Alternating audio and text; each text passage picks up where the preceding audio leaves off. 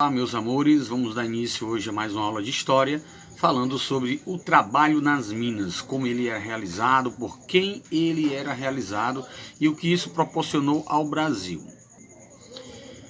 A extração de ouro nas minas era feita por vários trabalhadores, escravos e também trabalhadores pagos, pelos mineradores. A maioria deles eram pessoas escravizadas que trabalhavam por muitas horas em condições precárias, o que colocava em risco permanente a sua saúde e a sua vida.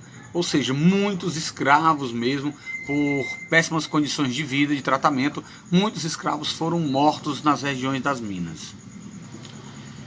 Agora, vamos observar alguns detalhes das gravuras de Rugendas, aquele pintor que a gente já falou sobre ele, que pintou vários momentos em que se passava aqui no Brasil colônia, para que a gente pudesse entender a história do Brasil através das suas gravuras. Nosso bonequinho aqui ele relata, nossa, como era difícil o dia a dia dos escravos, e vamos conferir isso agora. Vamos observar aqui essa figura que nós estamos vendo aqui, tá? Os mineradores escravizados passavam horas com as pernas dentro d'água, em longas jornadas de trabalho. As condições adversas em que trabalhavam debilitavam rapidamente a sua saúde. Aqui na letra B, vejam bem a figura, e agora vamos falar sobre ela. Alguns escravos trabalhavam em túneis abertos somente quando o ouro nos leitos dos rios se esgotava, pois o risco de desabamento era grande, ou seja, eles penetravam dentro desses túneis, dentro da montanha, e havendo desabamento, com certeza morriam todos, Agora observem a letra C. Os feitores eram homens livres, encarregados de fiscalizar o trabalho dos escravos nas minas. E claro, como eles eram encarregados de fiscalizar, também tinha toda aquela punição bastante severa para aqueles escravos que faziam corpo mole para o trabalho, ou até mesmo para aqueles que tentavam fugir. Nesta época, sim, pessoal, surgiram muitos quilombos, muitos. Porque na região das minas, como era mais espalhada, os escravos tinham mais oportunidades de fuga, E com isso foram criados vários quilombos. Dei uma olhada detalhada nessa pintura, certo? Escravos ali em cima, perto da cachoeira, entrando nos túneis que eles faziam para minerar, outros dentro d'água, outros carregando pedras, outros carregando sacos, outros peneirando a bateia na água atrás de ouro. Dê uma olhada bem detalhada aí nessa região aqui das minas. Como a gente viu, mineração de ouro por lavagem perto do morro do Itacolomi. Gravura de Rugendas, novamente ele pintando, o Brasil, como o Brasil era naquela época do regime escravocrata, escravagista. Representando os trabalhadores escravizados em uma região das minas de ouro do século XIX, como nós estamos vendo na figura. A bateia era utilizada para separar o ouro da areia e do cascalho. Esse instrumento foi introduzido no Brasil pelos africanos escravizados. Como podemos observar aí, esse material que esses escravos estão com ele na mão, aí, certo? No córrego do rio, se chama bateia. É o que eles utilizavam para separar o ouro e o cascalho. O século do ouro. No século XVIII, a exploração do ouro tornou-se a principal atividade econômica do Brasil. Ou seja, deixou de ser o açúcar, que era o ouro branco daquela época, e passou a ser o ouro. Porém, a atividade mineradora entrou em declínio já no final desse século, por causa do esgotamento das jazidas. Em razão da importância dessa atividade econômica, alguns historiadores chamam esse período de século do ouro, porque foi o século em que exploraram, onde teve uma maior exploração de ouro aqui dos colonizadores no Brasil. Controle das minas. Como nós sabemos, essa parte do controle das minas, as pessoas vinham para cá, os mineradores investiam nas minas, comprando escravo, comprando terra, etc e tal, e tinham que pagar impostos altíssimos a Portugal, ou seja, ia muito ouro do Brasil para Portugal, tá? Vamos lá, controle das minas. A exploração das minas era controlada por Portugal, como já havia dito, que tinha como objetivo arrecadar o máximo de riqueza possível por meio da cobrança de impostos. Creio eu que é por isso que o Brasil hoje é um dos países que pagamos mais impostos do mundo, né? Para pagar menos impostos, muitas pessoas passaram a contrabandear o ouro, escondendo parte desse material, desse metal encontrado, com o objetivo de evitar a cobrança. A coroa adotou medidas mais duras, ou seja, eles contrabandeavam de que forma? Eles só negavam, né? Se eles achassem 10 quilos de ouro, eles não iam dizer lá para os responsáveis, os intendentes naquela época, eles não iam dizer para eles que tinham achado 10 quilos, que tinham achado 5 ou 6. Por quê? Porque todo o ouro encontrado aqui nas terras brasileiras, nas minas, uma porcentagem iria para Portugal. E a maneira dos mineradores tentar ter alguma lucratividade com isso era só negar. Só negar quer dizer mentir. Mentir a respeito da quantidade de ouro encontrado, certo? A coroa portuguesa, desconfiando disso, o que é que ela resolveu fazer? Adotou medidas mais duras e mais rígidas. Por exemplo, uma delas, né? Que todo o ouro extraído aqui no Brasil fosse registrado. Mas de que maneira eles iam registrar esse ouro? Né? O registro era uma das maneiras que eles faziam com que a pessoa pagasse o imposto diretamente. Mas como ele ia fiscalizar assim, afinco todo o ouro encontrado? Vamos ver aqui algumas medidas adotadas por Portugal. Aqui estamos vendo algumas barras de ouro registradas com a marca ou as marcações, né, da coroa portuguesa. Ao se fazer o registro, parte do ouro era recolhida como forma de imposto. Uma das partes que a gente vai ver aqui embaixo, creio eu, seria o quinto, que a gente vai conhecer daqui a pouco. Vamos ver agora, conhecer a seguir, os principais impostos cobrados pelos portugueses na época da mineração. Nós vamos ver como era muitos impostos cobrados por um ouro encontrado. Número 1, quinto. Valor que representava um quinto em forma de fração. Em forma de porcentagem, quer dizer 20% de todo o ouro extraído nas minas que deveria ser pago para a coroa portuguesa. Ou seja, todo o ouro que fosse encontrado, a quinta parte dele, ou 20% dele, teria que ir para Portugal, teria que ser pago para a coroa portuguesa. Exemplo, se eu encontrasse 100 quilos de ouro, um exemplo, nas minas, desses 100, 20 quilos teria que ser pago de impostos para Portugal. Se eu encontrasse 10 quilos, 2 quilos iria para Portugal. Se eu encontrasse 5 quilos, 1 quilo iria para Portugal. Esse é um dos impostos que era pago, um dos, né? Fora esse imposto caríssimo, o minerador ainda tinha que se encarregar de comprar escravos, comprar terras das minas, né? Fazer uma arrecadação, era tipo leilão dessas terras das minas, e comprar mantimentos, equipamentos, tudo isso investir na mineração e ainda pagar esse imposto altíssimo. Fora o quinto, nós temos também as entradas. Imposto referente à entrada e à saída de pessoas e animais na região das minas. Ou seja, quem entrasse na região das minas para comercializar, vender produto que eles precisavam de mantimentos, de ferramentas e etc., pagava imposto. Até a quantidade de escravos que entravam nas minas era pago. Entendeu? Para você ver como era outro imposto a mais.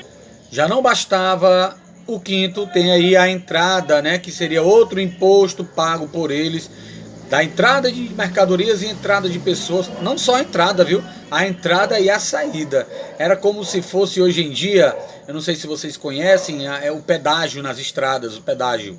Você tem que pagar em algumas estradas o pedágio para entrar, para passar por ela, e também na saída, né? Captação. Valor que deveria ser pago pelos senhores por escravos que eram enviados para trabalhar nas minas. Ou seja, além deles pagarem pelos escravos, comprarem os escravos, ainda tinha também que pagar por aqueles à parte que iriam trabalhar na região das minas. Para você ter uma ideia como era complicado a vida do minerador, né, do dono das minas naquela época. Se tivesse sorte de pegar uma mina boa que rendesse bastante ouro, poderia tirar esse prejuízo. E se não tivesse, né?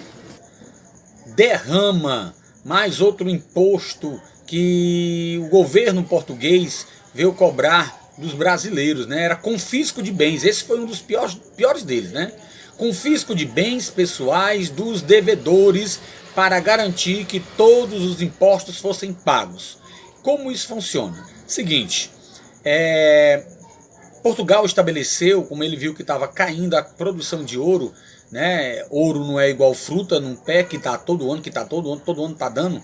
Porque se você esgota uma mina ali, ela não vai produzir, ele não produz, acaba o ouro ali, né? E como estava caindo a produção de ouro aqui no Brasil, Portugal, desconfiado que estava sendo enganado, resolveu criar um outro imposto chamado derrama, onde ele limitava uma quantidade X por ano que deveria ser arrecadado. Se isso não fosse arrecadado, os seus soldados, intendentes, soldados, passavam nas cidades, nas principais casas, entendeu? Recolhendo o imposto de todos. E se não tivesse esse imposto para pagar, era confiscado seus bens, casa, cama, outros materiais, era confiscado ouro que tivesse em casa, tudo, qualquer coisa que tivesse de valor seria confiscado para completar e garantir esse imposto, certo? Para completar esse imposto para ser pago a Portugal. Foi daí onde veio surgir a Inconfidência Mineira, que a gente vai ver daqui a pouco, tá, gente? Tá aqui a Inconfidência Mineira que eu havia falado para vocês. O que foi a Inconfidência Mineira, o que aconteceu, vamos detalhar aqui para vocês, tá? A grande quantidade de impostos, a ameaça da derrama e as medidas autoritárias adotadas por Portugal geraram insatisfação entre a população mineira. Ou seja, o povo estava revoltado com tanto imposto para pagar. Imagine hoje, né? Hoje a gente paga imposto até por um bombom se você comprar. Mas vamos lá. Assim, em 1789, uma parte da população livre das Minas Gerais se revoltou contra a coroa e lutou pela independência e para que fosse estabelecida uma república na região. Essa revolta ficou conhecida como Inconfidência Mineira. Qual era o seu objetivo? Tornar aquela região independente do governo português, devido à grande quantidade de impostos que estava sendo cobrado e eles sem conseguir pagar, sendo tomado à força os seus bens. Entre as pessoas que participavam da organização desse movimento estavam comerciantes, fazendeiros, militares e padres. Tinha também escritores, advogados, etc. Contudo, um dos participantes delatou os planos para as autoridades e a revolta não chegou a acontecer. Muitos rebeldes foram presos e exilados para fora do país. Infelizmente, sobrou apenas para um, Joaquim José da Silva Xavier. Vamos conhecer ele.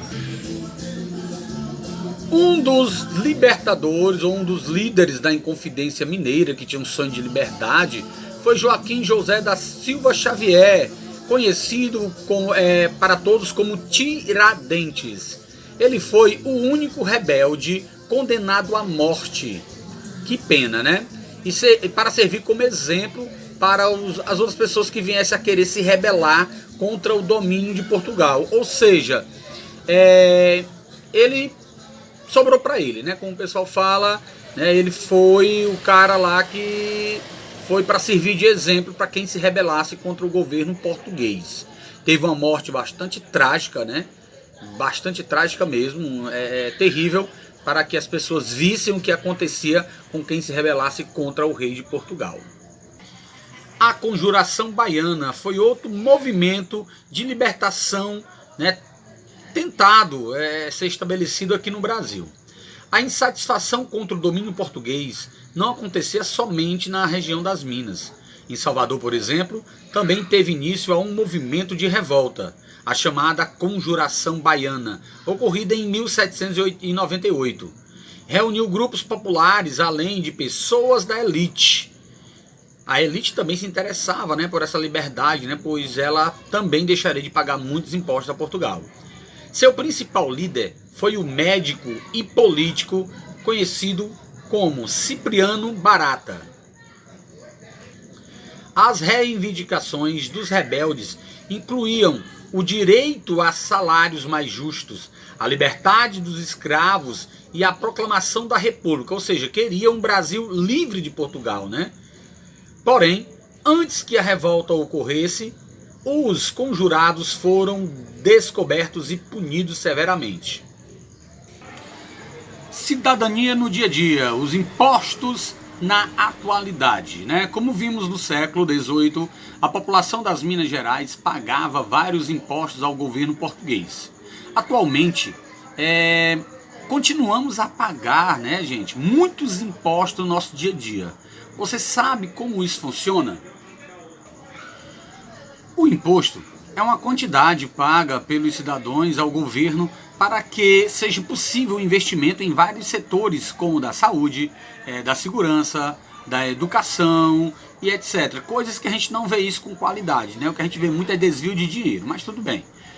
Assim, quando pagamos esses impostos, eles devem ser revestidos, né, em determinados serviços públicos, como a gente falou, a saúde, a educação, a segurança, o lazer, e a gente não vê isso ser investido corretamente. Infelizmente, é o que acontece.